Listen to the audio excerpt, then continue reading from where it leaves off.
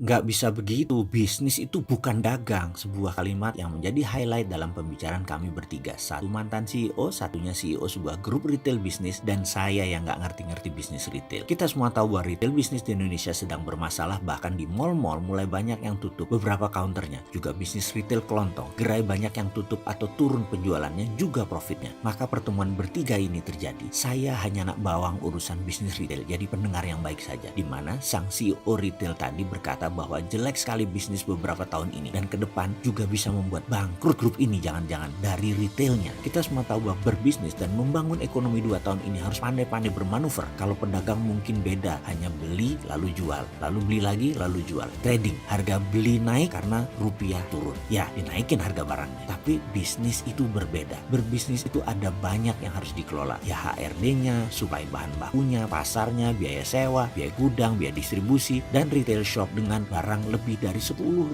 jenis membuat manajemen harus sangat detail. Menjawab kalimat sang CEO retail tadi, berkomentarlah mantan CEO retail sebelumnya yang dibeli oleh grup baru itu dengan kalimat di awal video ini. Dia melanjutkan dengan kalimat bertanya, "Survei terakhir kapan mas terhadap lingkungan?" Kata mantan CEO itu bertanya. Dengan agak gelagapan sang CEO retail berkata, "Belum, survei apa ya?" "Begini," kata mantan CEO, "kamu itu harusnya setiap 3 bulan pasar itu disurvei. Pasar adalah orang yang dalam radius 10 menit datang ke toko kita, orang yang 30 menit datang ke store kita, dan orang yang berjarak 1 jam ke toko kita. Mereka itu adalah most likely datang ke toko kita karena kita wholesaler retail setelah pabrik. Maka hitungan jangan sampai jarak 2 jam. Kalau minimarket ya jaraknya tidak lebih 10 menitan. Lebih dari itu males mereka, udah nganggep jauh. Hasil survei ini menentukan barang apa yang mau kita jual dan susunan raknya bagaimana. Jangan statis diam saja atau jangan berdasarkan feeling. Kayaknya bosen diganti Bisnis itu science, bukan art. Bisnis itu eksakta, ilmu pasti, bukan karya seni. Semua harus ada kalkulasinya. Sekarang saya tanya," dia terus menyerocos, "di sebuah alamat toko, itu tokomu yang dekat Lebak Bulus, di mana sisi kanan masuk kamu buat toilet baru. Pertanyaan saya, koridor mana yang menanggung biaya renovasi toilet tersebut? Atau pos parkir yang digeser karena ada proyek MRT? Pertanyaannya, jualan section mana yang menanggung biaya tersebut?" Terlihat otak CEO grup tersebut mulai hang. Apalagi saya, dia hanya CEO grup bukan CEO chain retail shop. Namun dari wajahnya terlihat dia tidak mengerti science dari dunia retail. Sekali lagi, apalagi saya si Sontoloyo ini. Sang mantan CEO lanjut berceramah. "Pakai saja various retail math formula dan perhitungan berdasarkan penjualan. Satu, pakai jurus perhitungan matematis. Pertama, sales per square foot atau perhitungan matematis penjualan dari setiap inci atau sentimeter luas toko Anda." Lalu dia tambahkan, biaya stok di gudang